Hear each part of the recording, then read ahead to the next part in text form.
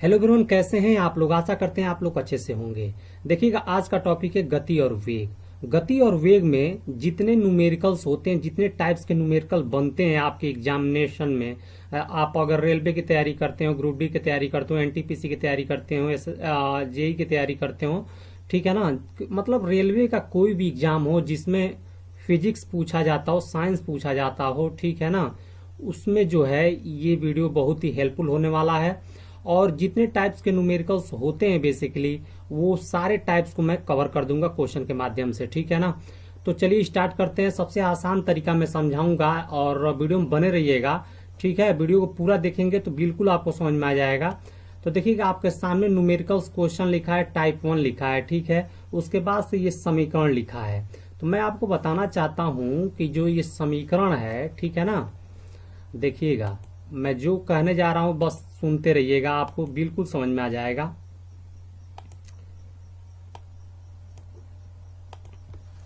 देखिएगा, गति का 3 समीकरण होता है जैसा कि आप जानते हैं। तो गति का पहला समीकरण क्या होता है बताइएगा। तो गति का पहला समीकरण होता है v = u + at, ठीक है। v क्या होता है इसमें, v होता है तुम्हारा अंतिम वेग। क्या होता है सब बता देते हैं, अंतिम वेग होता है, ठीक है। u क्या होता है, ये प्रारंभिक वेग होता है। क्या होता है, प्रारंभिक वेग होता है, ठीक है ना। और ये आपका a क्या होता है, तो a त्वरण होता है, ठीक है, जिसको इंग्लिश में एक्सेलरेशन कहते हैं, ठीक है। ये आपका क्या होता है, प्रारंभिक वेग होता है। और इसको इनिशियल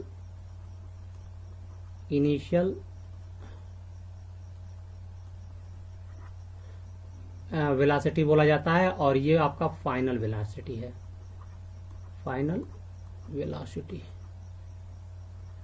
ठीक है। ये टी क्या होता है, तो आपका समय होता है और इसको इंग्लिश में टाइम बोलते हैं। इतना बात क्लियर है ना आपको। जब इतना बात क्लियर है तो देखिएगा, तो ये आपका क्या है, तो ये गति का पहला नियम है, ठीक है ना। ये फर्स्ट लॉ है, फर्स्ट लॉ, ठीक है। उसी तरह से ये सेकेंड लॉ क्या होता है, तो S = ut + ½ at², जो कि यहाँ लिखा है, ठीक है। थर्ड लॉ क्या होता है, तो v² = u² + 2as, ठीक है। इतना बात आप जान गए अच्छे से, ठीक है। जब इतना बात अच्छे से आप जान गए तो यह बात तो थोड़ा समझिएगा। पहला क्वेश्चन समझते हैं हम लोग।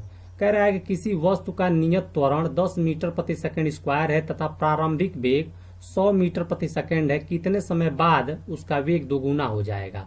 बात को थोड़ा समझिएगा। देखिएगा, आपको सबसे पहले क्वेश्चन पढ़ लेना, उसके बाद से डाटा लिखना है। तो यहाँ पे देखिएगा डाटा लिखिएगा। त्वरण कह रहा है ना, तो त्वरण को किससे निरूपित किया जाता है, ए से। तो ए = क्या हो जाएगा, 10 मीटर प्रति सेकंड स्क्वायर, ठीक है। तथा प्रारंभिक वेग हम आपको बताएं, प्रारंभिक वेग किससे निरूपित किया जाता है, u से। तो ये आपका हो जाएगा u = इतना 100 मीटर प्रति सेकंड। इतना बात क्लियर है।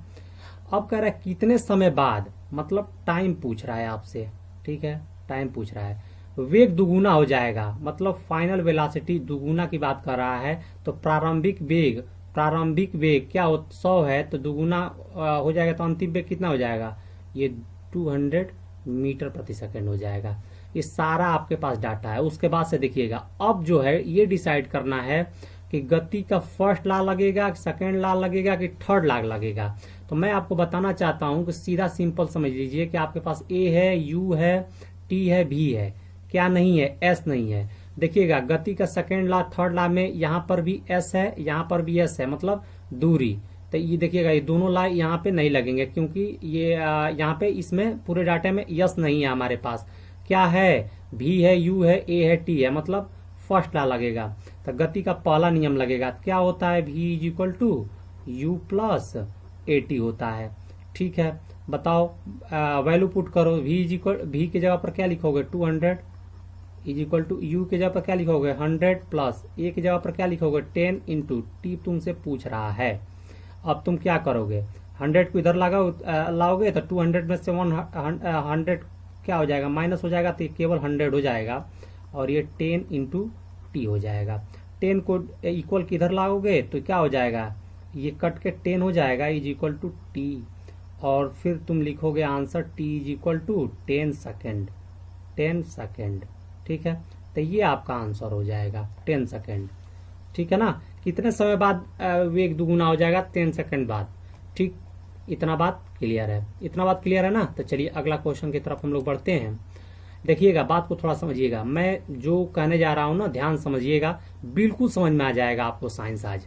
ठीक है ना, देखो क्या कह रहा है, दूसरा क्वेश्चन कह रहा है एक वायुयान धावक पथ से 100 मीटर प्रति सेकंड के वेग से उड़ान भरता है। यदि वायुयान अपने विरामा स्थल से 10 मीटर प्रति सेकंड स्क्वायर के एक समान त्वरण से बढ़ता है तो अपेक्षित वेग प्राप्त करने के लिए धावन पथ की लंबाई कितनी होनी चाहिए।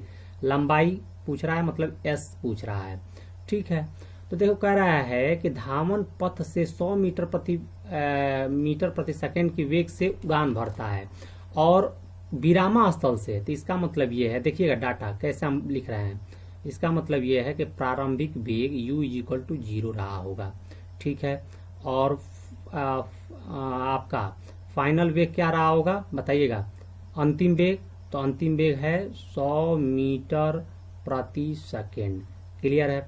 अच्छा, अब देखिए त्वरण कितना है, तो कह रहा है कि त्वरण a is equal to 10 metre है ना प्रति सेकेंड स्क्वायर। ठीक है, अब आपसे क्या पूछ रहा है, आपसे यस पूछ रहा है, आपसे क्या पूछ रहा है, आपसे यस पूछ रहा है। ठीक है, अब देखिएगा, ये बताइए आपके सामने जो कहने जा रहा है ना ध्यान समझिएगा, ये बताइए आपके सामने डाटा क्या क्या है, बात को थोड़ा समझिएगा, मैं क्या कहने जा रहा हूँ। आपके सामने डाटा क्या है, u है, v है, a है, s है। ये बताइए गति का पहला नियम क्या होता है, v is equal to you plus A T. इसमें कहीं t है बताइएगा, इसमें कहीं t की बात किया गया है, जिक्र किया गया है, नहीं किया गया। अच्छा, सेकेंड लॉ क्या होता है, S is equal to U T plus half A T square. बात को थोड़ा समझिएगा, आपको बिल्कुल समझ में आ जाएगा। कह रहा है U T plus half A T square, मतलब उसमें भी टी है। अच्छा, ये भी नियम फेल हो जाएगा। देखिए मैं क्या कहना चाह रहा हूं, मैं बिल्कुल बेसिक से समझाना चाह रहा हूं आपको कि गति इसमें कौन सा नियम लगेगा। तो ये बताइए प्रथम लॉ क्या होता है बताइएगा, तो v is equal to you plus A T होता है। ठीक है, सेकेंड लॉ क्या होता है, तो s इज इक्वल टू है ना u T plus half A T square होता है। थर्ड लॉ क्या होता है, u square is equal to है ना v square is equal to u square plus है ना 2as। तो ये बताइए यहाँ पर भी टी है, यहाँ पर भी टी है, कहीं डाटा में टी है नहीं, तो ये दोनों नियम फेल हो जाएंगे। तीसरा नियम लगेगा, तीसरा नियम यहाँ पे लिख लीजिए है ना, v square is equal to है ना यू स्क्वायर प्लस 2as। अब यहाँ पे वैल्यू पुट करिए, v का वैल्यू कितना दिया है यहाँ पे आपका 100 का स्क्वायर इज इक्वल टू, बताइए u का वैल्यू क्या है 0, तो 0 का स्क्वायर प्लस 2a का वैल्यू क्या है 10 है ना, s का वैल्यू क्या है पूछ रहा है। ठीक है, 100 का स्क्वायर करोगे तो ये तुम्हारा 4 को शून्य हो जाएगा इज इक्वल टू ये आपका 20 गुणे s हो जाएगा। फिर से s इज इक्वल टू क्या हो जाएगा आपका, हो जाएगा 10,000 बाई 20। ठीक है, तो ये आपका कट जाएगा 5 बार में, 20 पचे 100, तो s इज इक्वल टू कितना हो जाएगा, s इज इक्वल टू 500, और इसका SI यूनिट क्या होता है बताइए, मीटर होता है, तो ये आ जाएगा 500 मीटर। इसका मतलब ऑप्शन नंबर ए, ऑप्शन नंबर ए सही हो जाएगा। क्या हो जाएगा, ऑप्शन नंबर ए सही हो जाएगा। ठीक है ना, ऑप्शन नंबर ए सही हो जाएगा। अच्छा, अब इसी तरह से समझ में आया होगा आपको। अब चलिए तीसरा क्वेश्चन को समझते हैं। तीसरा क्वेश्चन देखिएगा, देखिएगा जो कहने जा रहे हैं बस सुनते रहिएगा, बहुत अच्छे से समझ में आएगा आपको। ठीक है, देखो ये बताओ, कह रहा है कि अंतिम भाग में शुरू होने वाली एक कार 1 मीटर प्रति सेकेंड स्क्वायर समान त्वरण से 2 मिनट के लिए चलती है। कार द्वारा प्राप्त गति ज्ञात करें। बात को थोड़ा समझिएगा, देखिएगा मैं क्या कहने जा रहा हूं, थोड़ा समझेंगे तो आपको बिल्कुल समझ में आ जाएगा। ठीक है ना, बिल्कुल समझ में आ जाएगा। कह रहा है कि अंतिम वेग में शुरू होने वाली एक कार, इसका मतलब ये है, इसका मतलब ये है कि इसमें जो है इसका प्रारंभिक जो मान दिया रहेगा, दिया होगा इक्वल टू 0, मान लेंगे, ठीक है ना। इसमें प्रारंभिक मान क्या हो जाएगा, प्रारंभिक वेग कितना हो जाएगा 0। अच्छा, त्वरण ए इज इक्वल टू क्या हो जाएगा, ए इज इक्वल टू क्या हो जाएगा 1 मीटर प्रति सेकेंड स्क्वायर दिया है इसमें, देखो त्वरण। अच्छा, टाइम इज इक्वल टू क्या दिया है, time is equal to 2 minute दिया है, 2 मिनट। अच्छा, अभी बताइए कि ये मिनट में दिया है, ठीक है ना, और ये मिनट में नहीं हो सकता, सेकंड में होगा, क्योंकि टाइम का जो यूनिट होता है वो सेकंड में होता है, सबसे छोटा यूनिट में लिखते हैं, ठीक है ना। तो हम क्या करेंगे, एक मिनट में 60 सेकंड होता है, तो इसमें मैं 60 से मल्टीप्लाई करा दूंगा तो ये सेकंड में चेंज हो जाएगा, कितना हो जाएगा 120 सेकंड, है ना, 120 सेकंड हो जाएगा। अच्छा, ये आपका आ गया। अब कह रहा है कार द्वारा प्राप्त गति ज्ञात करें, गति पूछ रहा है आपसे, मतलब किसका वैल्यू पूछ रहा है आपसे, v की वैल्यू पूछ रहा है, ठीक है ना, v की वैल्यू पूछ रहा है। ये बताइए आपके पास क्या क्या है, u है, a है, t है और v है, s नहीं है। इसका मतलब गति का सेकेंड लॉ में भी s होता है, थर्ड लॉ में भी s होता है, किसमें s नहीं होता है, फर्स्ट लॉ में। इसका मतलब कि गति का फर्स्ट लॉ लगेगा। तो बताइए फर्स्ट लॉ लगाएंगे तो क्या होगा बताओ। तो यहाँ पे मैं आपको बताना चाहता हूँ कि यहाँ पे देखो, यहाँ पे पहले तो लिख देंगे v is equal to you plus A t, v की वैल्यू पूछ रहा है, u का वैल्यू 0 प्लस a का वैल्यू 1 गुणे t का वैल्यू 120, है ना। तो v इज इक्वल टू आ जाएगा 120 मीटर प्रति सेकेंड, 120 मीटर प्रति सेकंड, 120 मीटर प्रति सेकंड। देखिएगा ये आपको गलती करा देगा, देखिएगा यहाँ पे 120 मीटर प्रति सेकंड, यहाँ पे ऑप्शन नंबर बी हो जाएगा, ठीक है ना। ये नहीं होगा क्योंकि ये प्रति सेकंड, ये यहाँ पे माइनस होना चाहिए, ठीक है ना, ये नहीं होगा, ये स्क्वायर दिया, ये भी नहीं होगा, ठीक है। ये दोनों ऑप्शन सेम है, तो जो है ऑप्शन नंबर बी हो जाएगा, आपका ऑप्शन नंबर बी हो जाएगा। क्लियर है ना, क्योंकि इसको जब आप s नीचे ऊपर ले जाएंगे तो ये 120 मीटर s पर -1 हो जाएगा। तो ये दोनों बात एक ही होता है, कहीं ये लिखा होता है, कहीं ये लिखा होता है, ठीक है। समझ में आया होगा आपको, सब समझ में आया है। तो ये बताओ यहाँ पे चौथा क्वेश्चन की तरफ हम लोग बढ़ते हैं, चौथा क्वेश्चन समझते हैं, ठीक है। चौथा क्वेश्चन आपको बिल्कुल समझ में आएगा, देखो कैसे मैं समझाता हूं। चलो चौथा क्वेश्चन बिल्कुल आपको जो है इस चैप्टर में जो न्यूमेरिकल आएगा, आप कहीं भी कंफ्यूजन अब नहीं होगा, ठीक है ना, बिल्कुल आपको समझ में आना चालू हो जाएगा। बस वीडियो में बने रहिएगा, आपको समझ में आ रहा भी होगा, ठीक है ना। बहुत अच्छे से मैं समझा रहा हूँ आपको। तो देखिएगा यहाँ पे चौथा क्वेश्चन है, चौथा क्वेश्चन देखिएगा, कह रहा है कि एक स्थिर अवस्था से शुरू होने के बाद, देखिए स्थिर अवस्था पहले ही यहाँ से नोट करते जाइए, डाटा क्या दिया है बताइएगा। स्थिर अवस्था का मतलब क्या होता है कि प्रारंभिक वेग क्या होगा 0, एक सीधी रेखा में नियत दर से 3 मीटर प्रति सेकंड के त्वरण से 8 सेकंड तक गति करती है।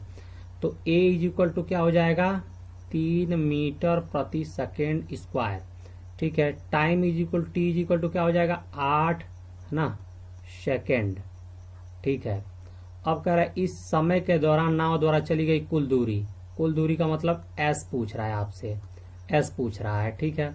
ये बताइए कि आपके सामने मैं आपको बताना चाहता हूँ कि बताओ कि गति का पहला नियम में क्या होता है, बताओ गति का पहला नियम, फिर बताओ u प्लस ए टी होता है।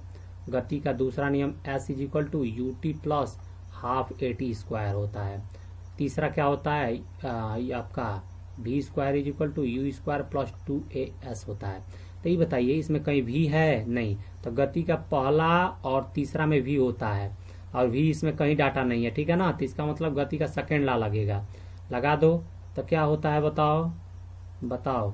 तो तुम कहोगे कि होता है s इज इक्वल टू, है ना, यू टी प्लस हाफ, है ना, ए टी स्क्वायर, u के जगह पर 0, t के जगह पर 8 प्लस 1/2 गुणे ए के जगह पर 3, है ना, और 8 का स्क्वायर। तो अब क्या हो जाएगा, तो आपका हो जाएगा 1/2 गुणे 3 गुणे 64, ये आपका 32 बार में कट जाएगा और 3 दूना 6 96, s is equal to 96 metre. 96 metre answer option number C, option number C answer हो जाएगा, ऑप्शन नंबर सी आंसर हो जाएगा। तो ये समझ में आपको आया होगा, ठीक है, समझ में आया है ना। तो चलिए समझ में आया तो पांचवा क्वेश्चन करिएगा। तो पांचवा क्वेश्चन मैं करने जा रहा हूँ, ध्यान समझिएगा। कह रहा है यदि एक ट्रॉली विरामावस्था से 2 मीटर प्रति सेकेंड के त्वरण से गतिमान होती है तो 4 सेकंड बाद इसका वेग क्या होगा। बात को थोड़ा समझिएगा। कह रहा है कि एक ट्रॉली विरामावस्था से 2 मीटर प्रति सेकंड स्क्वायर के त्वरण से, विरामावस्था से जैसे ही कर रहा है ना, तो u इक्वल टू क्या हो जाएगा 0। विरामावस्था का मतलब प्रारंभिक वेग 0 हो जाएगा। जब भी विरामावस्था कहेगा इसका मतलब प्रारंभिक वेग 0, ठीक है। और 2 मीटर प्रति सेकंड स्क्वायर त्वरण से कर रहा है ना, तो a इज इक्वल टू क्या हो जाएगा, a is equal to 2 metre प्रति सेकंड स्क्वायर गतिमान होती है। तो 4 सेकंड बाद, मतलब टाइम इज इक्वल टू कितना दिया है 4 सेकंड, 4 सेकंड, ठीक है। और उसका वेग पूछ रहा है, मतलब अंतिम वेग पूछ रहा है, अंतिम वेग पूछ रहा है, ठीक है। ये बताइए आपके पास डाटा क्या है, कहीं भी यस का जिक्र नहीं है। इसका मतलब गति का सेकंड ला थर्ड ला में यस होता है, यहाँ पर भी गति का फर्स्ट ला लगेगा। क्या होता है, तो होता है आपका v is equal to you plus A t. तो यहाँ पे देखो v पूछ रहा है, u की जगह पर 0 लिख दो, a की जगह पर 2 लिख दो और t की जगह पर 4 लिख दो। तो क्या हो जाएगा 8 मीटर प्रति second. v is equal to क्या आ जाएगा 8 मीटर प्रति second. Option number A answer हो जाएगा, ठीक है। इस तरह से पांचवा क्वेश्चन खत्म हुआ। अब आगे हम लोग बढ़ते हैं छठा क्वेश्चन पे। देखिए आपके सामने छठा क्वेश्चन है। छठा क्वेश्चन क्या कह रहा है, एक रेलगाड़ी विरामावस्था से, इसका मतलब प्रारंभिक वेग 0, ठीक है, 5 मिनट में, time t is equal to 5 minute. तो ये देखिए मिनट है, इसको सेकंड बनाना पड़ेगा। क्या हो जाएगा, 1 मिनट में 60 सेकंड होता है, इसका मतलब 5 में 60 से मल्टीप्लाई कर देंगे तो आपका कितना हो जाएगा 300 सेकंड आ जाएगा, 300 सेकंड, ठीक है। ये बदल गया छोटी यूनिट में, ठीक।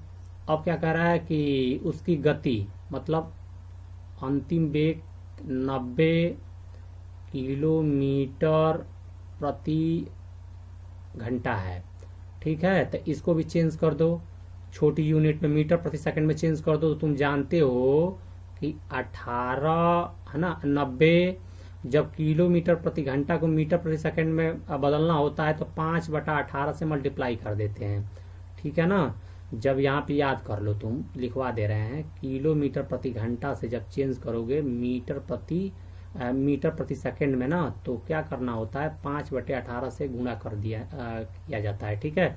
और जब भी मीटर प्रति सेकंड से किलोमीटर है ना प्रति घंटा में चेंज करना होता है तो 18/5 से मल्टीप्लाई करना होता है। ये तुम नोट कर लेना कहीं, ठीक है ना, ये बात। अच्छा, अब ये हो जाएगा आपका, तो 18 पचे होता है 90, तो ये आपका हो जाएगा 25 है ना मीटर प्रति सेकंड। क्लियर है। ये सब पहले ही चेंज करते चल रहे हैं ताकि दिक्कत ना हो, यह मानते हुए कि त्वरण समान है। देखिए त्वरण समान है, ठीक है, लेकिन कितना है ये आपको मालूम करना होगा। तो यहीं पे हम त्वरण मालूम कर लेते हैं। तो बताइए त्वरण इज इक्वल टू क्या होता है, अंतिम वेग माइनस प्रारंभिक वेग बटा समय। इससे त्वरण निकल जाएगा। हमारे पास अंतिम वेग है ये है 25 माइनस प्रारंभिक वेग है ये है 0 और टाइम है ये आपका 300 सेकेंड। तो क्या हो जाएगा, ये आपका हो जाएगा 25/300 सेकेंड, ठीक है ना। तो ये आपका मीटर है ना प्रति सेकेंड स्क्वायर, ये आपका त्वरण आ गया। क्लियर है। अब क्या पूछ रहा है आपसे, दूरी पूछ रहा है, ठीक है ना। इसका मतलब एस पूछ रहा है, एस। तो ये बताइए फार्मूला आपके पास क्या है, आपके पास फार्मूला क्या है बताइएगा। तो आपके पास फार्मूला है s is equal to U T plus half A T square. इसमें गति का कौन सा समीकरण लगेगा बताइएगा। इसमें गति का कौन सा समीकरण लगेगा, इसमें गति का सेकेंड समीकरण लगेगा। एस इज इक्वल टू है ना u T plus half A T square. तो बताओ u का वैल्यू तो 0 है, t का वैल्यू कितना है 300 सेकेंड है, प्लस 1/2 a का वैल्यू कितना है तो 25/300 300 है, और t का वैल्यू कितना है, तो t का वैल्यू है 300 है ना, का स्क्वायर मतलब 300 कितने बार, 300 2 बार, ठीक है, ये है। तो 300 से 300 कट जाएगा, उसके बाद से ये कितने बार में कट जाएगा, ये 150 बार में कट जाएगा, ये आपका जीरो हो जाएगा। फिर से यहाँ पे कितना हो जाएगा, 25 इंटू 150। अब देखो यहाँ पे कितना हो जाएगा, अब इसका मल्टीप्लाई कराओगे तो तुम कितना पाओगे, मल्टीप्लाई करा लो तो कितना हो जाएगा आपका, यहाँ पे मैं मल्टीप्लाई करा लेता हूँ, ठीक है ना। तो ये 25 2 5 दूना 10 2 12 5 2 7 375 और ये जुड़ा 3750 एस, और ये मीटर 3750 कहीं आंसर आया है, आंसर आपका आया है बताइएगा। और ये किलोमीटर में कह रहा है, ठीक है ना, तो ये मीटर में है, जैसे किलोमीटर में चेंज करोगे तो क्या हो जाएगा बताइएगा, मीटर में ये है ना, तो किलोमीटर में जब चेंज करोगे तो ये कितना से 100 आपका 1000 से क्या करना पड़ेगा, भाग करना पड़ेगा, तो आपका आंसर क्या आ जाएगा 3.750 किलोमीटर, ठीक है ना, ये आपका आ जाएगा। तो ऑप्शन नंबर डी आंसर हो जाएगा, ऑप्शन नंबर डी आंसर हो जाएगा। आशा करते हैं ये आपको समझ में आया होगा, ठीक है। अब चलिए अगला क्वेश्चन की तरफ हम लोग बढ़ते हैं। अगला क्वेश्चन, तो यहाँ पे देखो मैं इसको मिटा देता हूँ, ठीक है, आशा करते हैं इसको लिख लिए होंगे, मिटा देता हूँ मैं।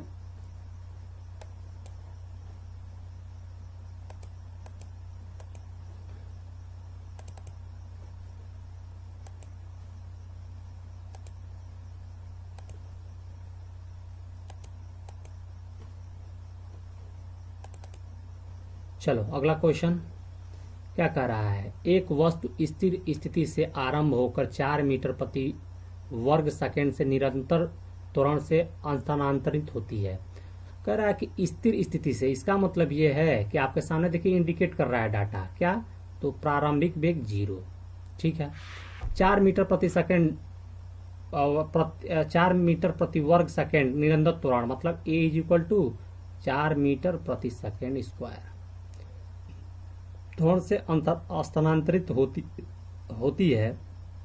8 सेकंड बाद इसकी गति क्या होगी, मतलब time t is equal to 8 second है, ठीक है। इसकी गति कितनी होगी, गति पूछ रहा है आपसे, ठीक है ना, v की वैल्यू पूछ रहा है, ठीक है। गति का फर्स्ट लग जाएगा u is equal to v is equal to u plus A t, ठीक। तो ये बताइए u का वैल्यू तो 0 है, a का वैल्यू 4 है, t का वैल्यू 8 का स्क्वायर नहीं 8 है, ठीक है ना। तो v इज इक्वल टू कितना हो जाएगा 32 मीटर प्रति सेकंड, 32 मीटर प्रति सेकंड, 32 मीटर प्रति सेकंड कहीं ऑप्शन में दिख रहा है, 32 मीटर प्रति सेकंड, ऑप्शन नंबर सी हो जाएगा, ठीक है, ऑप्शन नंबर सी हो जाएगा। इसी तरह से अब 8वां क्वेश्चन की तरफ बढ़ते हैं हम लोग। कह रहा है एक कार 5 सेकंड में, मतलब 5 सेकंड का मतलब क्या है बताइएगा, 5 सेकंड का आपका मतलब हो जाएगा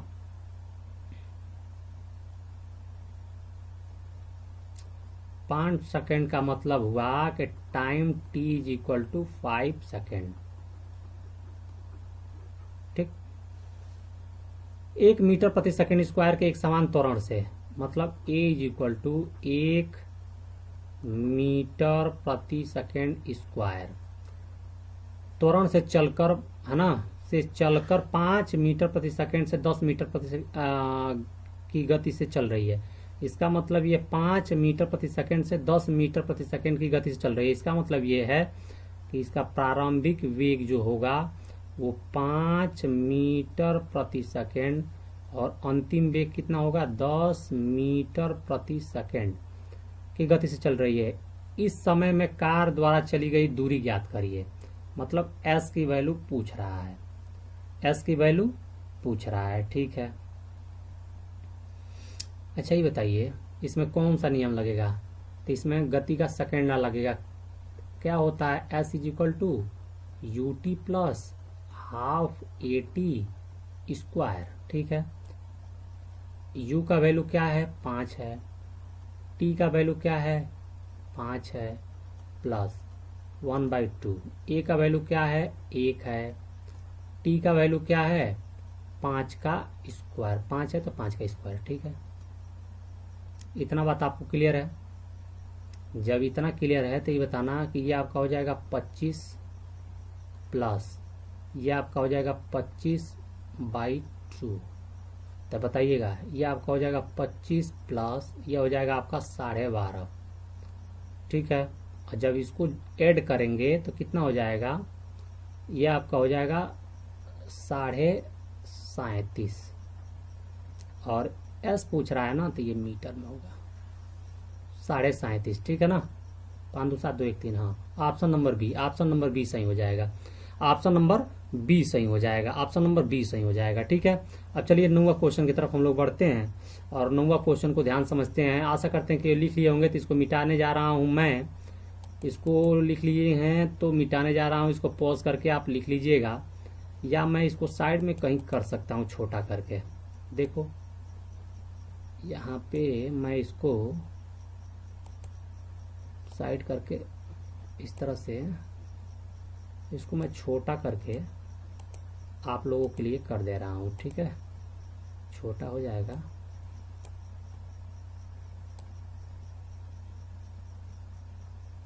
ठीक,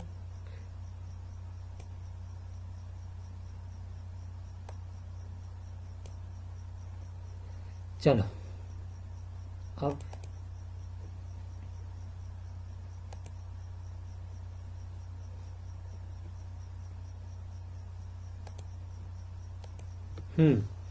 नौवां क्वेश्चन कह रहा है कि एक कार अपनी प्रारंभिक स्थिति से 20 सेकंड में 144 मीटर प्रति घंटा की गति तक समान त्वरित होता है तो इसकी कितनी दूरी तय करेगी। देखिएगा, यदि एक कार अपनी प्रारंभिक स्थिति से 20 सेकंड में, प्रारंभिक स्थिति का मतलब क्या है आप जानते हैं, प्रारंभिक स्थिति का मतलब u = 0, t = कितना दिया है 20 सेकेंड। ठीक है, और v = कितना है अंतिम वेग 144 किलोमीटर प्रति घंटा के समान रूप त्वरित से चल रही है। मतलब एक समान त्वरित होती है तो कितनी दूरी, मतलब इसमें पहले सबसे पहले आपको a निकालना होगा। तो a निकालने से पहले सबसे पहले इसको छोटी यूनिट में चेंज करिएगा। तो क्या होता है 144 गुणा, जानते हैं कि किलोमीटर प्रति घंटा को मीटर प्रति सेकंड में चेंज करना होता है। तो मैं आपको बताया हूं कि 5/18 से क्या होता है मल्टीप्लाई कर देना होता है। अब ये कितने बार में कटेगा बताइएगा, तो 2 9 2 7 2 9 फिर 8 बार में, 8 5 40 मीटर प्रति सेकंड। अब देखिए आपको ए निकालना है ना, तो अंतिम वेग में से प्रारंभिक वेग घटा के और टी से डिवाइड कर देंगे तो ए निकल जाएगा। ये क्या होता है त्वरण, क्योंकि इसमें त्वरण की कह रहा है एक समान रूप से त्वरित होती है, इसका मतलब ए निकालना पड़ेगा। इसमें अंतिम वेग आपका निकल के क्या आया है 40, प्रारंभिक वेग 0 और ये 20, तो क्या आ जाएगा आपका त्वरण 20 मीटर प्रति सेकंड स्क्वायर। ठीक है, अब कह रहा है कि दूरी, मतलब एस पूछ रहा है आपसे, एस पूछ रहा है। ठीक है, इसमें कौन सा नियम लगेगा बताइएगा, तो S = UT plus half eighty square. तो बताओ यू का वैल्यू 0, टी का वैल्यू 20 प्लस 1/2 और ए का वैल्यू 20 इंटू टी का वैल्यू 20 है ना, का स्क्वायर मतलब 20 इंटू 20। अब ये कितने बार में कट जाएगा 10 बार में। ठीक है, तो 10 बार में कट जाएगा और क्या आ जाएगा बताओ 2 दूना 4 और आपका ये आ जाएगा, कितना आ जाएगा बताइएगा। देखो कहीं मिस्टेक हो रहा है क्या हमसे, आंसर में तो 400 मीटर 800 मीटर रहे थे, यहाँ पे क्या हो रहा है बताओ, 8 5 40 हो गया। हाँ यहाँ देखो, यहाँ हमसे मिस्टेक हुआ है ना, ये कितना हो जाएगा 20 दूना 40 होता है ना, तो यहाँ केवल 2 मीटर प्रति सेकंड होगा। ठीक है, तो ये 0 नहीं होगा, फिर ये 0 नहीं होगा, तो 2 दूना 4 हो जाएगा, 2 दूना 4। ठीक है, और कहीं 2 दूना 4, ये 10 बार में कटा है ना, तो ये 4 2 दूना 4,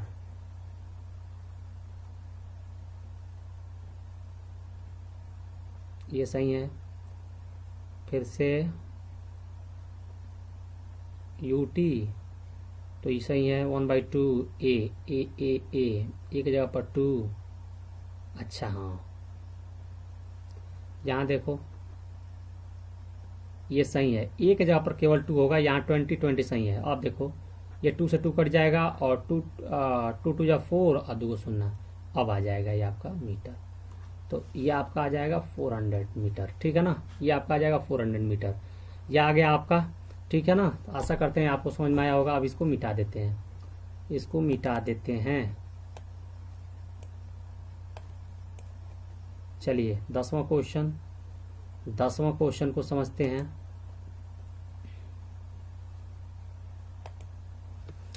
दसवां क्वेश्चन क्या कह रहा है, एक अचल स्थान से चलकर सोनी का वेग साइकिल द्वारा 30 सेकंड में, है ना, 6 मीटर प्रति सेकंड हो जाता है। साइकिल के त्वरण की गणना कीजिए। ये बताओ कि इसमें कह रहा है कि हो जाता है, इसका मतलब अंतिम वेग क्या होगा, इसमें प्रारंभिक वेग क्या होगा, पहले बताइए। प्रारंभिक वेग, तो प्रारंभिक वेग u = 0, ठीक है। और अंतिम वेग आपसे 6 मीटर प्रति सेकंड स्क्वायर इसमें दिया है, और टाइम t = 30 सेकंड है, ठीक है। ए आपसे पूछ रहा है, तो ए निकालने का फार्मूला क्या होता है, अंतिम वेग माइनस प्रारंभिक वेग बटा टी। तो अंतिम वेग 6 है, 0 माइनस 30 सेकंड, तो ये क्या हो जाएगा 6 और 30, तो 1/5 है ना, 1/5, और 1/5 को डिवाइड करोगे तो ए = क्या हो जाएगा 0.25 मीटर प्रति सेकंड स्क्वायर। ये option number B, option number B, ठीक है ना, ऑप्शन नंबर बी हो जाएगा, ठीक है, आपका ऑप्शन नंबर बी हो जाएगा। चलो आगे देखो, यहाँ पे 11वां क्वेश्चन है। क्या कह रहा है, एक बच्चे के हाथ में 1/4 kg की एक गेंद है और वह इसे ऊर्ध्वाधर रूप से ऊपर की ओर फेंकता है। उसका हाथ ऊपर की ओर 10 सेंटीमीटर उठता है और उसके हाथ से गेंद 2 मीटर प्रति सेकंड के ऊपरी वेग से निकल जाती है। बच्चे द्वारा गेंद को फेंकने के लिए लगाए गए स्थिर बल का मान क्या है। देखो मैं तुमको बताना चाहता हूँ कि इसको कैसे सॉल्व करना, ध्यान सुनते रहना। ये बताओ गेंद का द्रव्यमान है ना, गेंद का द्रव्यमान m = कितना होगा, तो m = हो जाएगा 1/4 kg, ठीक है, हो गया। अब बताओ कि गेंद को ऊपर फेंकने के उठाए गए हाथ की ऊंचाई कितनी है, ऊपर हाथ की ऊंचाई कितनी है, तो h = 10 सेंटीमीटर, ठीक है। अब तुम जानते हो कि इसको तुम क्या करना पड़ेगा, सेंटीमीटर है ना, तो हाइट भाई सेंटीमीटर है, तो इसको मीटर में चेंज करना पड़ेगा। और जैसे तुम मीटर में चेंज करोगे तो ये क्या आ जाएगा 0.1 मीटर, ठीक है। तो हाइट आ गया आपका। अब बात को थोड़ा समझना। अब बताओ कि इसमें वेग कितना दिया है, वेग v = 2 मीटर प्रति सेकेंड, ठीक है। कह रहा है कि 2 मीटर प्रति सेकेंड के वेग से निकल जाती है। अच्छा, अब तुमसे क्या इसमें पूछ रहा है, f पूछ रहा है, तुमसे f पूछ रहा है, ठीक है। तो अब ये बताओ कि इसमें कौन सा फार्मूला लगेगा, गति का कौन सा नियम लगेगा, तो इसमें गति का तीसरा नियम लगेगा। क्या होता है, तो v² = u² प्लस, है ना, 2as, ठीक है। ये बताओ कि तुम्हारा v का वैल्यू क्या दिया है, यहाँ पे तुम्हारा v का वैल्यू, यहाँ पे तुम देखो, यहाँ पे तुम्हारा u का वैल्यू क्या हो जाएगा 0। तो यहाँ पे देखो 2 का स्क्वायर = 0 का स्क्वायर प्लस 2 इंटू, है ना, a तो दिया नहीं है, s हाइट कितना दिया है 10, ठीक है, 10 कहाँ गया, यहाँ पे 0.1 होगा ना, 10 नहीं 0.1।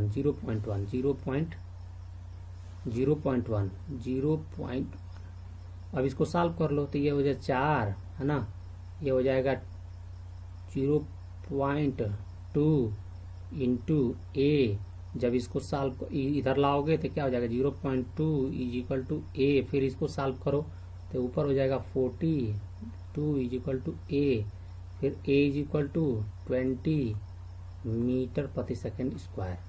ए इज इक्वल टू कितना हो जाएगा 20 मीटर प्रति सेकेंड स्क्वायर। अब आपसे तुमसे क्या पूछ रहा है एफ, तो एफ इज इक्वल टू क्या होता है एम इंटू ए होता है, फार्मूला तुम जानते हो, ठीक है।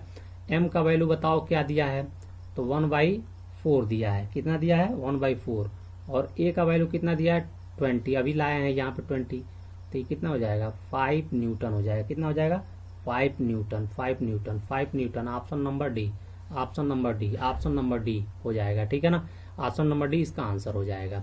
अब चलो जो है अगला क्वेश्चन हम लोग करते हैं, तो अगला क्वेश्चन हम लोग करते हैं, अगला क्वेश्चन करते हैं, चलो अगला क्वेश्चन करते हैं हम लोग। चलो इसको मैं मिटा देता हूँ यहाँ पे, ठीक है।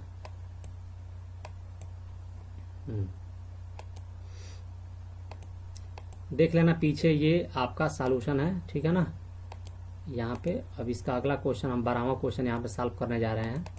हाँ देखो 12वां क्वेश्चन कर रहा है, एक रेलगाड़ी 72 किलोमीटर प्रति घंटा की गति से चल रही है, इसे 200 मीटर की दूरी पर रोकना है, तो आवश्यक मंदन मतलब त्वरण देखो मंदन का मतलब क्या होता है, मंदन का मतलब होता है कि त्वरण घट गया, ठीक है ना, घट रहा है, ब्रेक लगाने से त्वरण घट जाता है तो मंदन कहते हैं, ठीक है ना, याद रखना, इस मंदन का मतलब त्वरण की बात हो रही है, ठीक है। तो यहाँ पे पहले डाटा लिखो, कह रहा है एक रेलगाड़ी 72 किलोमीटर प्रति घंटा की गति से चल रही है, तो इसे 200 मीटर की दूरी पर रोकना है। इसका मतलब ये है कि इसका प्रारंभिक वैल्यू कितना दिया है बताओ, इसका प्रारंभिक value u is equal to 72 kilometre प्रति घंटा दिया है, ठीक है, और तुम्हारा s is equal to 200 metre है, और ये तुमसे पूछ रहा है ना, ये तुमसे क्या कर रहा है पूछ रहा है, ठीक है, और तुमको अंतिम देखो मंदन होगा कह रहा है ना, तो तुमसे देखो यहाँ पे बात को थोड़ा समझना, ये बताओ मंदन निकालने से पहले तुमको क्या निकालना पड़ेगा, तुमको अंतिम वेग भी निकालना पड़ेगा, तभी ये मंदन निकलेगा, ठीक है। तो अंतिम वेग सबसे पहले निकाल लेते हैं।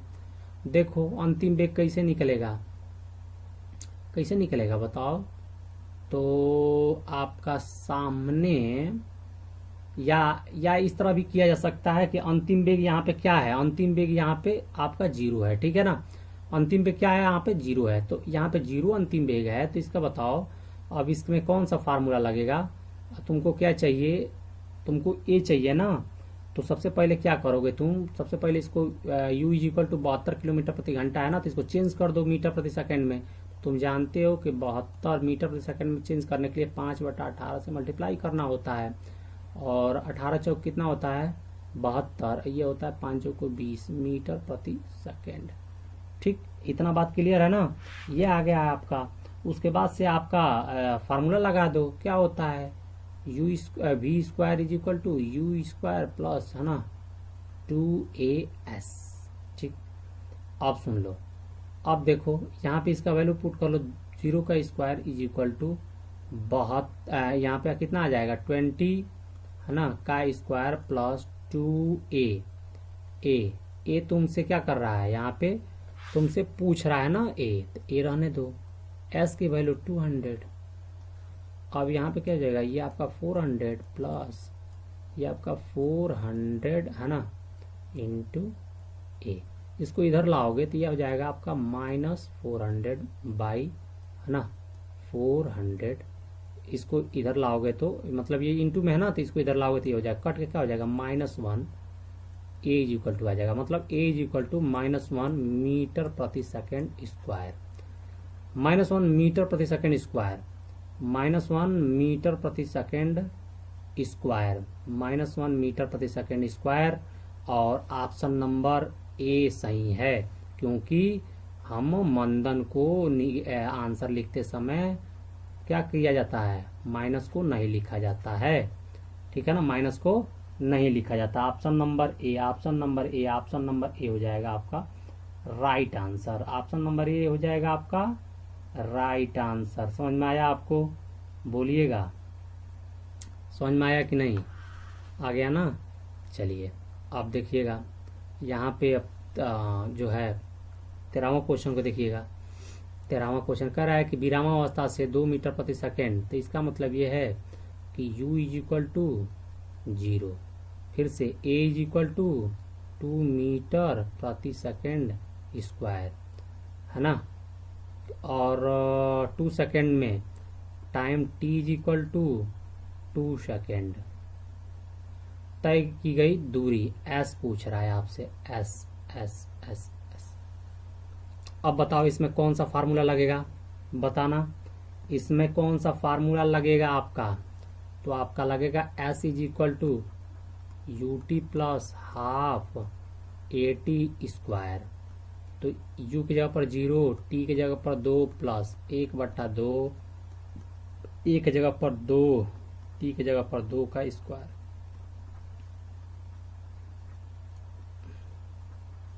4 metre, 4 metre option number C, option number C. ठीक है, समझ में आया आपको? समझ में आया ना? अब इसको मिटाने जा रहा हूँ। अच्छा है, आगे बढ़ाते मिटा देते, इसको मिटाने जा रहा हूँ। आशा करते हैं आप लिख लिए होंगे, तो मिटा देता हूँ, आगे क्वेश्चन को समझाना है। चलो देखो 14वां क्वेश्चन कर, निम्नलिखित में से कौन सा समीकरण वेग और समय को दर्शाता है। बताओ वेग और समय को दर्शाने के लिए कौन सा समीकरण है।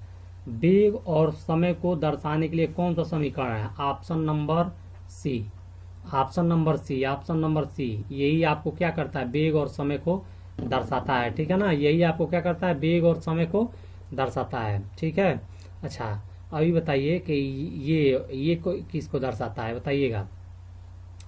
देखिए यहीं पे हम आपको चलिए ठीक है, वेग और समय को दर्शाने के लिए option number C, v is equal to u plus at। किसी वस्तु का नियत ये तो आपको बताया, पहला क्वेश्चन बताया, कितना आ जाएगा 10 सेकंड, जाके देख लीजिएगा। पहला क्वेश्चन 15वां क्वेश्चन है, ठीक है ना, ये आपका 10 सेकंड हो जाएगा। तो इस तरह से जो है टाइप 1 में जितने न्यूमेरिकल्स थे, ठीक है, जितने न्यूमेरिकल्स थे हमने कवर किया है। ठीक है, जैसा कि आप देख रहे हैं 15 क्वेश्चन के माध्यम से टाइप 1 का जो आपके सामने न्यूमेरिकल्स है वो सारा कवर हो चुका है। ठीक है, अब इसमें अगला वीडियो आएगा टाइप 2, और फिर से उससे अगला वीडियो आएगा टाइप 3। इस तरह से सारा जब टाइप 3 कंप्लीट कर लेंगे ना, तो गति और वेग में जितने न्यूमेरिकल्स आते हैं एग्जाम में आपसे सब सॉल्व होने लगेंगे। ठीक है, तो वीडियो में बने रहिएगा। अगर समझ में आया है ना तो चैनल को लाइक करो, सब्सक्राइब करो और अपने दोस्तों के साथ शेयर करो। इसी तरह से नॉलेजेबल वीडियो हमारे चैनल पर पड़ती रहती हैं। ठीक है ना, आप लोग सब्सक्राइब करते हैं, एक सब्सक्राइब करने से आपका कुछ नहीं जाएगा, लेकिन हमारा हौसला बढ़ जाता है। बच्चों आपके लिए बहुत मेहनत कर रहे हैं, आप भी थोड़ा सा मेरा सपोर्ट करिए, लाइक करिए, कमेंट करिए कैसा समझ में आया ना। आपको कमेंट करेंगे तभी समझ में आएगा कि हम मतलब कहाँ हमको थोड़ा सा और समझाना चाहिए आपको। ठीक है ना, तो चलिए मिलते हैं नेक्स्ट वीडियो में, तब तक ले जय हिंद।